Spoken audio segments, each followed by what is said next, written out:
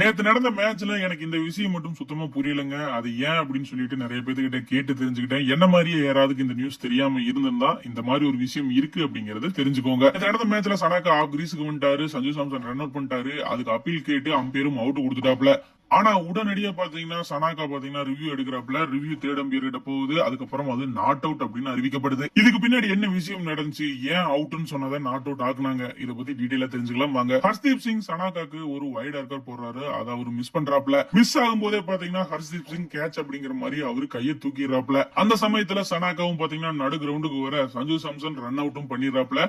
Sanju Samson catch பிடிச்சதுக்கு எந்தவித அப்பீலும் பண்ணாம ரன் அவுட் பண்ணதுக்கு அப்புறமா தான் அவுட் அப்படிங்கிற மாதிரி வந்தாரு. ஆனா ஹர்ஷ்தீப் சிங் பாத்தீங்கன்னா ரன் அவுட் பண்றதுக்கு முன்னாடியே அப்பீல் கேட்டு கையை தூக்கிட்டாப்ல. அதை கரெக்டா வாட்ச் பண்ணிக்கிட்ட சனாக்கா பாத்தீங்கன்னா அம்பையர் கிட்ட ரிவ்யூ கேட்கறாப்ல. அது தேர்ட் அம்பையர் கிட்ட போகுது. இந்த மாதிரி சிச்சுவேஷன்ல நீங்க எதுக்குண்டான ரிவ்யூ முதல்ல கேக்குறீங்களோ அதுக்குண்டான ரிசல்ட் தான் வரும் அப்படிங்கிற மாதிரியும் சொல்றாங்க. அதனால தேர்ட் அம்பையர் பாத்தீங்கன்னா இந்த ரன் அவுட் அப்படிங்கிற விஷயத்தை கணக்கிலேயே எடுத்துக்கலங்க. பேட்ல பால் பட்டுச்சா இல்லையா அப்படிங்கறது மட்டும் தான் கிளியரா செக் பண்ணாங்க. அந்த செக்கிங்ல பால் படல அப்படிங்கிறது சஞ்சு சாம்சன் அவர்களுக்கு கூட தெரியுங்க.